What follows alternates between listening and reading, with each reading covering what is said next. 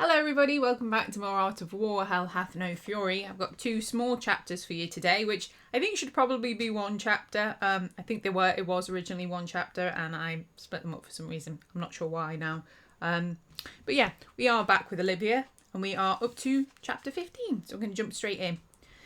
Several miles away, inside of her father's home tucked up in the Blackthorn Hills, Olivia Maxwell felt frustrated, restless, in a state of perpetual agitation, only she couldn't pinpoint why. After returning to Parker's apartment, listening as he told her over and over that everything was going to be all right, that Martha was going to handle it, she'd been more than a little bit relieved when her father came by and offered to take her home. Her ex-husband was usually amazing in a crisis, but he'd been struggling that day, and she knew him well enough to know when he needed to decompress. Physically, he was going to be fine, even though he'd been barely able to move without flinching. Mentally and emotionally, however, God, she knew him well enough to know what a potent mix that was, how he'd likely try and make himself feel better. She hoped he found the respite that he craved. Christ only knew she wasn't the person to help him find it anymore. Upon arrival, her father had taken one look at him and decreed that his condition warranted him taking the rest of the week off to recover, due in no small part to the procedural phone call that he'd received from Tully. The good doctor always relayed their statuses back to the MPIA director following injury gained on duty, and Olivia imagined that her father had been given a comprehensive list of all the bruises, the bumps and the claw wound that his former son-in-law had accrued. Bad news for Parker. But he brought it on himself, stupid, overprotective idiot. She still couldn't quite believe that he'd gotten himself hurt, that he'd been so hard-headed, so reckless. The remainder of the debriefing had gone as standard, except for the obvious crazy part about the demon that accosted them outside of the clinic, only to be driven back into wherever the hell it was demons hid when they were not trying to scare the shit out of humans by Martha Valentine and her band of angelic warriors who'd rushed to the scene, arriving moments after it had fled. Olivia still felt somewhat fuzzy about what the hell had happened back there. She could recall leaving the clinic, tactfully opting to go and fetch the car so that Parker could get his knuckles rapped by his pissed-off girlfriend without having to endure his ex-wife standing by to witness it. She could recall feeling the chill of the late autumnal afternoon wind on her face, hitting her the moment she stepped out on the street. But then after that, no, not much, nothing, only that there had been a demon, and that she'd been more afraid than she could recall ever feeling before. Her father's acute deduction of the situation was that she'd likely gone into shock when accosted by the brute, and he admonished her for not letting the clinic staff check her over when she'd been ushered back inside. As punishment, he declared that it would be better for them all if she stayed the night with him, rather than returning to her townhouse, and he timed the revelation of his decision to when he pulled the car off the narrow, windy hillside road and onto his driveway, after having got behind the wheel of her car and offering to drive her home. Crafty old monster. Sometimes she was so relieved he'd missed out on her rebellious teenage years, she wouldn't have stood a chance. The Maxwell family homestead was a lovely place to be, which was part of the reason Olivia couldn't explain her strange mood. As she walked in through the door, she'd been greeted warmly by her stepmother Judith, and with an overdramatic hug from her little brother Harry, who at the wise old age of 6 3/4 was the single most bombastic cuddler she'd ever encountered in her life, tossing his little arms right around her neck. Best boy ever. She happily squandered the rest of the evening away, being reintroduced to his favourite superheroes, and when bedtime arrived, she'd offered to be the one to tuck him in and read him his bedtime story, a tale about a superficially vain princess who was forced to ally with a cantankerous ogre to save her kingdom from a usurping foe. As it turned out, the princess was also an ogre in disguise, and found herself falling in love with her unlikely partner. Or she couldn't be certain. Olivia felt like the 6 3/4-year-old was making an underhanded statement about her personal life, with both his chosen fable and his rampant assurances that she would really like this one.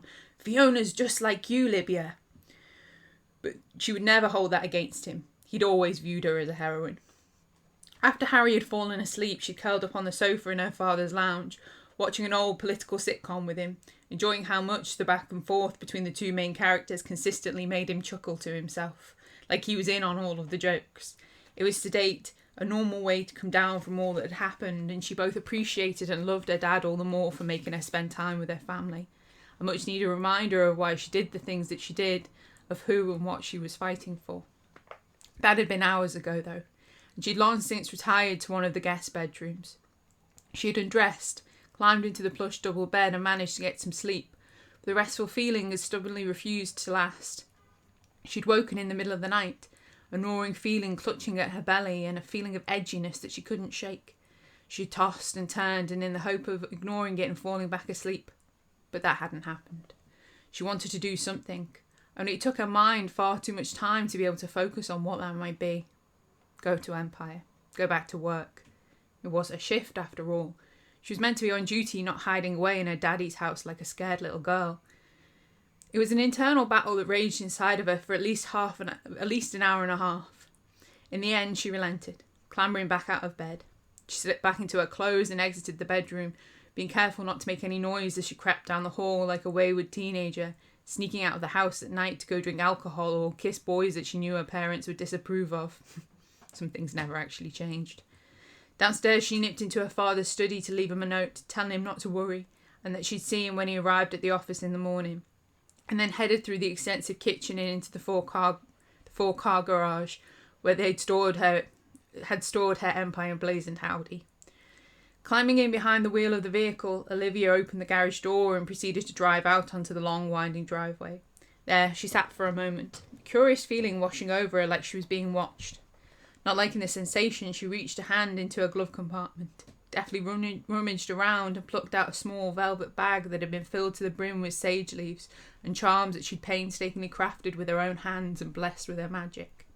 Just one of the many things she kept in strategic locations for such an emergency.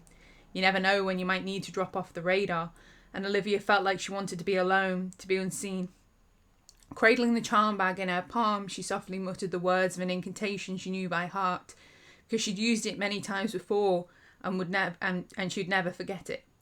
Magical energy welled up inside of her, coaxed into life from the core of her being.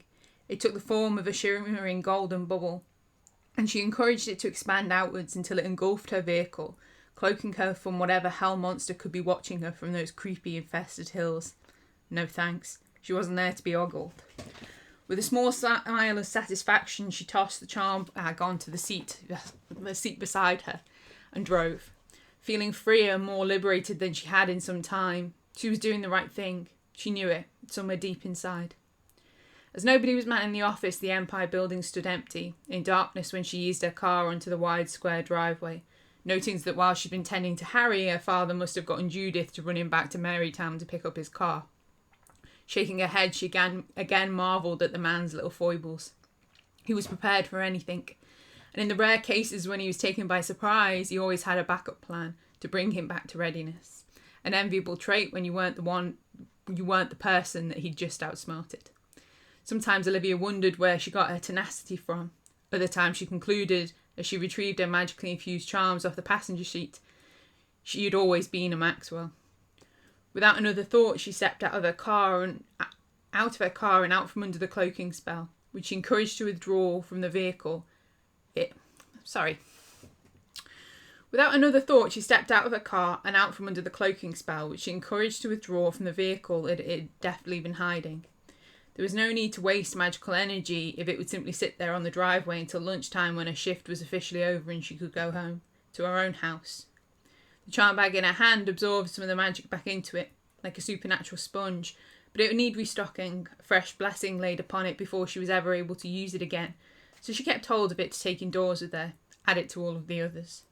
Almost instantly, the moment the last of her power withdrew, a cool wind blew over her, tousled the loose locks of her hair like a caress before it seemed to go off down the street, scattering leaves and shaking the branches of the avenue-lined sycamore trees in its wake.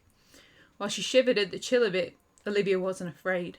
As a definite bonus of choosing to work in a paranormal-based profession, she'd yet to grow paranoid and start thinking that real life resembled a horror movie with nature setting out the impending scene. Sometimes the wind was just the wind, nothing more. Still huddled into her coat, she hustled her way into the front door, unlocking it with a key. The after-hours quietness of the Empire building felt a hell of a lot more intimidating than usual once she was inside and had sealed and locked the door behind her. Unless there was an emergency, it was standard procedure for there to always be at least one agent on duty, and she was often there alone during the night. But that night, something felt different, like there was an ominous shadow sneaking inside. Turning on the main hall's overhead light, she pushed the feelings away, attributing it to the day that she'd endured, and crossed the room, heading to the large kitchen to take off her coat and start brewing a fresh pot of coffee. To accompany the caffeine fix, she slipped around the front desk and into her father's office to cheekily pilfer a bottle of brandy that he kept in the decorative cabinet, a pleasantry he offered clients who needed to steady their nerves, and a glass tumbler, feeling the smug satisfaction of a scorned child, play acting at getting one over on their overprotective dad. Taking it with her, she retrieved the pot of coffee and then headed up to her office. Her mind was overly active, thinking about Rebecca Patterson and how she might be able to thwart the threat of the dead witch was going to pose to her and her colleagues when they went back to cleanse the property and send her to her final rest. A task that felt inevitable given what they'd encountered within the walls of the property. Magic, like any form of power, could corrupt. Olivia didn't believe that the entity they had encountered, undead and extremely defensive of her sanctuary, had been a bad person in life. Rebecca Patterson had sold her magic for money, offered their talent to those who could afford it, but when faced with a man who wanted to summon a demon, she hadn't wanted to be the one to have to carry that burden. She'd initially refused to help him, tried everything that she could to dissuade him, but she'd also courted a worse power, one that she'd studied and harnessed to give herself an edge that would only ever cost her in death. It was a strange juxtaposition, but it was one that Olivia couldn't dare abide. Maybe Rebecca Patterson had simply been afraid to die, afraid to lose all that she'd fought to accomplish. Another thing that the Empire Pagan had some sympathy for. But what the sorceress had done with her magic, with her power, was vanity. A dangerous kind of greed that had probably attracted her killer to her door. There was an old saying about staring into the darkness and taking care not to linger too long, lest the darkness that is staring back at you seep into your soul and blacken what was once pure. As far as Olivia could tell, Rebecca Patterson had not only stared into the darkness, she danced with it, courted it. She hadn't been able to resist the law of great power that she might gain in death, and now she was suffering the consequences of that weakness. The magic that she was now capable of wielding was as potent as it was terrifying, more power than any human should have been able to possess. It had corrupted her, turned her into something that posed a great risk to the people she came into contact with. She'd already shown that she was willing to utilise the deadly power of the ancient wraiths that she could conjure up to eliminate those that she saw as competition, or as a threat, or to hurt somebody who simply wouldn't bend to her violent will. Olivia had been able to keep herself safe, temporarily drive the spirit back using her magic, but others were not so capable. In her defensiveness, Rebecca Patterson had overplayed her hand, and she had hurt somebody that meant far too much to Olivia, and for that she would pay. She couldn't be allowed to linger in this world for much longer, and it was the purview of Empire to end her paranormal threat. A plan of action needed to be formed, for as angry as she was about how the initial investigation had played out, Olivia wasn't about to recklessly march back into that house, magic blazing, no matter how desperately she wanted justice, or how curious she was about the magic that Patterson had used. This was not going to be so simple. Rushing headlong into a fight would only get more people hurt. It was a risk that she was unwilling to take. No, they needed to be smarter. Beat Patterson in her own game. The problem that Olivia had, however, was that she wasn't all that sure where to start. Flicking through her list of contacts, she logged a call to her old friend in the States to see if he could offer her any more possible insight into the ancient spirits he'd spread stories of, even if it was mere speculation or myth. Then she dragged out all of her most obscure literature out of storage, dust-covered boxes filling up her office like she planned to move house. It was going to be a mammoth task, but she had the time and the motivation. Plus, she simply enjoyed doing research. It was one of the best bits of any investigation, knowing that she had a daunting task ahead of her, hitting the books and trying to find a workable solution. She'd always been a sucker for good reference material, soaking up the new, incredible things she could learn from the pages of musty old books. The innate ability to make the earth sparkle aside, it was why she was very good at her job, her ability to learn. Now she put all those skills to use, hitting the books hard, a challenge that she was prepared to throw herself fully into. As Empire's resident practitioner of magic, a key part of Olivia's job was to ensure the magical safety of their colleagues and any civilians they may come into contact with. From the mystical to the mundane, she needed to be able to protect anyone from any walk of life, ensure they were not susceptible to magic, mystical, or even threats of a physical nature should the need arrive. As such, she developed many ways of using her magic protectively. Her barriers, for example. She knew she could keep any member of the Empire team safe, as long as they didn't act like an idiot and followed her instruction. For all of her skills, she couldn't possibly protect a person from themselves. Free will and stubbornness were a dangerous pair of itches. She could be fully armed with all the magical tools at her disposal, but if a certain idiot of a metaphysical null decided, for example, to recklessly throw himself in front of 5 ancient wraiths because he was too headstrong to stand down and listen to the woman who'd saved his arse more times than she could count, she was hopeless from that happening. Bloody idiot.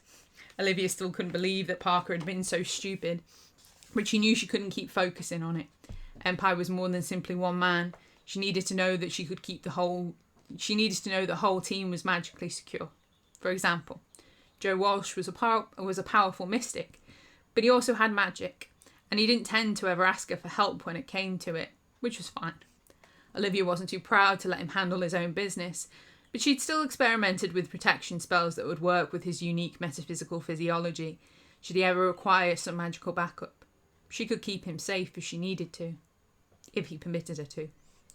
Both Parker and her father were magical and mystical gnolls, but she had ways to keep them safe too.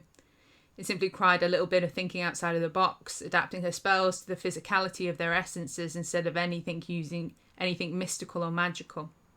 That tended to involve using blood or some other personal token to boost the spell, a donation that the pair of them had always seemed to be happy to make. Martha Valentine. Now that was a wild card for Olivia.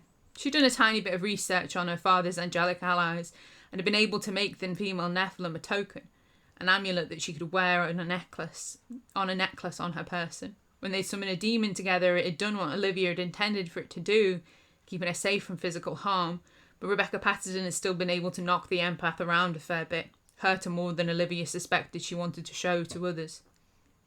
Though she'd put on a brave face, Martha had been hurting after the incident in the house. She'd been wearing her amulet. Olivia had seen it, which meant that it either failed or Rebecca Patterson had been able to counter it with her own power. Neither possibility was good. Olivia needed to learn more about Martha's unique genetic makeup, about how being an empath as well as a gifted mystic melded within her and made her who she was. Once she knew precisely what she was dealing with, she was confident in her ability to cook up ways to magically protect Empire's hottest free agent, a thing she knew would be key in the inevitable fight to come. Martha Valentine was vital to Marytown's salvation. She was their way out of this darkness. She needed to be defended, and Olivia saw it as nothing short of an honour to try and do so. Seeing as though she couldn't make a start on that without the impressive female sitting in front of her, or petitioning her father into gleaning what data that he could from his angelic saviour and Martha's dad, Gadriel, the aptly named Watcher of Grace, Olivia set herself a whole long list of tasks that she wanted to accomplish by the morning. When her father arrived at the office, she wanted to be able to bombard him with a plan so spectacular he couldn't dare get mad at her for sneaking out of the house, drinking half of his brandy. More than that, she wanted to keep her mind busy, keep occupied, stop feeling like maybe she ought to go and run a marathon around Marytown or beat on the punching bag that Parker had in one of the spare rooms upstairs, simply to burn off all the excess energy that she seemed to be carrying. The thick research tomes that she had in her office helped her to organise her thoughts about how to deal with the Patterson problem. Containment spells. She researched these to try and uncover what kind of magic might have been used to hold the undead witch hostage inside of her house. Spells that would inherently be complicated to deconstruct, because Olivia suspected that it had been the witch's handiwork and that it had somehow gone awry. It would be safer to try and work within the parameters that had already been set by the practitioner who laid the spells, but she hadn't even been able to sense them when she'd been standing inside of the house. Her banishment and containment spells, similar to what she used as an emergency buffer. Her banishment and containment spells, similar to what she'd used as an emergency buffer once Martha had been able to get the undead witch to focus on her instead. More than simply casting the spirit from the mortal realm temporarily, Olivia needed to be able to bind the sorceress to her death, a feat that she'd successfully seemed to cheat. Tricky. Very tricky. The risks of stumbling across magical tripwires were high, but it could be possible, if you knew what to do, and Olivia did. She'd bound many spirits before. Hell, she'd recently even bound a demon to its death. She could probably handle this. With the mind focused upon binding spells, Olivia delved into her oldest and most rudimentary research into protection magic, seeking out new ways to potentially block Patterson from accessing her magic and the ability to summon her wraiths. This would be crucial if she had to step up physically to fight the non-corporeal bitch, both in building up an offensive against her and protecting herself and others from the wraiths or anything the sorceress could do in response. She suspected that the spirit would also dare to try and use Martha's empathic powers against her in their battle upstairs. This implied that Patterson's skills also dived into the mystical as well as the magical, but could also be a privilege of her now being a spirit, undead. It was hard to tell, so she made a note to discuss the theory with Walsh. Either way, it was going to take a hell of a lot of power to disable the threat that the Empire team were facing. Olivia knew that she was probably only going to get one shot to make it count. If she failed to contain and eliminate Rebecca Patterson as quickly and as deftly as possible, it would be game over. No second chances, no renegotiating her position. She had one shot. Destroy or be destroyed. Nothing like those odds to keep you on top of your game. Chapter 16.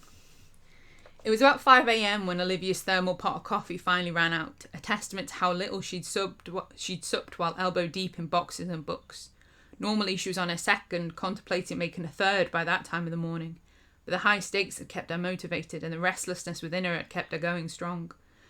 Rolling out her neck, she headed back down to the kitchen, dumping her well-used brandy glass into the dishwasher and brewing a fresh pot, a mundane act to give her eyes a bit of a rest.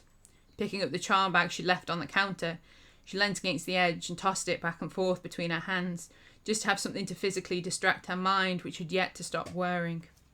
Working through the night was always easier when you had something to focus on. She'd never experienced mental energy like it before. Bodily fatigue usually rushing at her, keen to remind her that she was chugging her way through the second half of her overnight shift. After 8 years, it had yet to truly adapt to the long hours.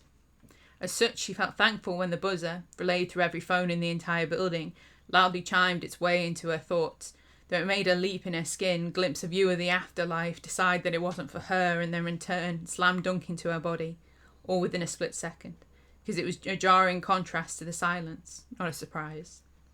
It was common for a poor resident that was in some sort of paranormal crisis to stop by during the unsociable hours of the night, when things seemed more inclined to go bump, seeking help from the professionals.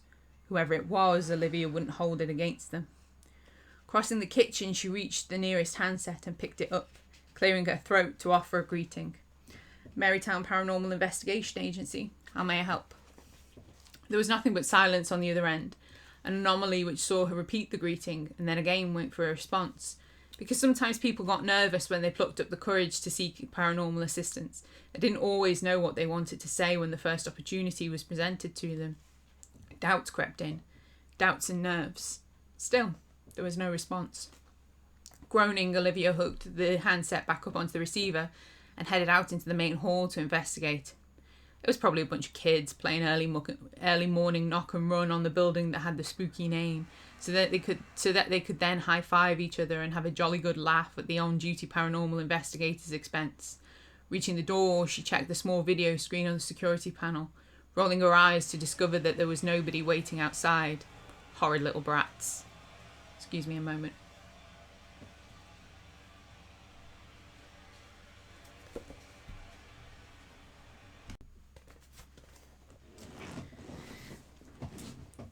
Just going to go back a little bit. Reaching the door, she checked the small video screen on the security panel, rolling her eyes to discover that nobody was waiting outside. Horrid little brats. Sure to cast a hex on them, bind them forever to their beds. Turning her back on the front door, that gnawing feeling returned to her belly. She tried to logically attribute it to a regular bodily function, but she knew that she wasn't hungry, having shared a meal with her family, and she was fairly certain she hadn't picked up a sudden stomach bug. Still, the delicious smell of her brewing coffee didn't comfort her in the way it usually would. The feeling of agitation intensified, became almost overwhelming, as if it was calling to her, coaxing her. When the buzzer was triggered a second time, Olivia expected it. She automatically reached forward, pressing the button that would allow her to speak to whoever it was outside. Even to her own ears, her voice sounded distant, like she was hovering over her own body, listening in. How may I help you? Creepy. But not as strange as the responding voice that sounded like it was coming from inside of her head, a deep, drawling male voice that she didn't know but felt as though she should have. It offered instruction. Unlock the door. Look outside. As if it were the most natural thing in the world to obey, Olivia followed the voice's orders, disengaging the robust lock with a press of a button and pulling the door open wide. A strange sensation buzzed within her ear and then became persistent, like the incessant presence of a wasp. Disliking it, she sealed her eyes and muttered a simple yet effective incantation that, if her mind had been clear, she would never have dared to speak under any circumstances. Any sense of self-preservation, however, seemed muted, a low echo. "Good girl," voice praised her, and Olivia felt awfully proud of herself. Before she could mull over how irrational that was, something on the doorstep snagged her attention, a macabre gift that she knew was all for her, though it didn't have a tag, any ribbons, or even a fancy bow. Tilting her head, she examined it, thinking that she should have felt more about what it was, what it represented, why it might have been there, waiting for her, staring up at her with dead, swollen eyes. The wind outside picked up so violently that it made the awnings of the building creak and shift. Olivia raised her eyes, shivering from it, but she still wasn't afraid. There was something on the breeze that felt familiar, as if it had laid its touch on her before, and she'd enjoyed the energy it contained, revelled in it, brought it in close, allowed it to soothe her, given her what she needed to survive. Peering out into the darkness, she didn't need to scan the area to find the cause of it. No, her eyes located him, immediately drawn in. Illuminated by a street lamp on the opposite side of the avenue, a beacon that cast its amber glow down in a cone-shaped beam that highlighted him like an atmospheric spotlight picked out for that purpose. An image that emblazoned itself upon Olivia's mind, on her memory. However little of her life she had left to live, it would remain there. It would haunt her thoughts, live within her dreams, never let go. Never again would she dare forget what he looked like, the mammoth stature with which he stood, the sheer physicality, the deadly potential that his entire body seemed to thrum with. A male who spent his life in a fight, though Olivia didn't dare mistake him for one of the angelic warriors who were allied with their friend. There was no humanity to be found in him, no mixed heritage, no benevolent spirit. This man was a monster, one of the worst Olivia had ever heard of, and now he'd come to Empire. As she stared at him, stricken but this time without fear, he broke away from the cover of the streetlight and stalked towards her, a beast of elegant, powerful potential.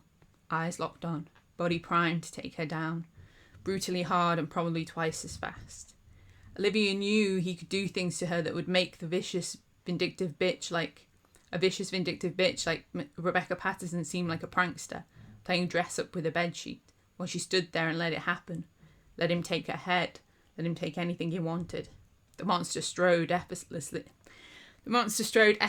over the driveway, breaching the usual protected property line as if it meant absolutely nothing to him.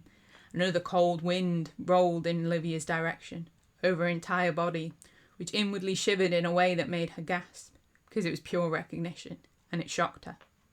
It took her back to all those nightmare-filled days in her bed, when she'd been subconsciously battling the spectre of a monster that she'd played a part in killing. Another demon, though not half as powerful or half as compelling as the male that bore down on her now, letting her know that she'd been experiencing his power that morning, in her home, in her bed.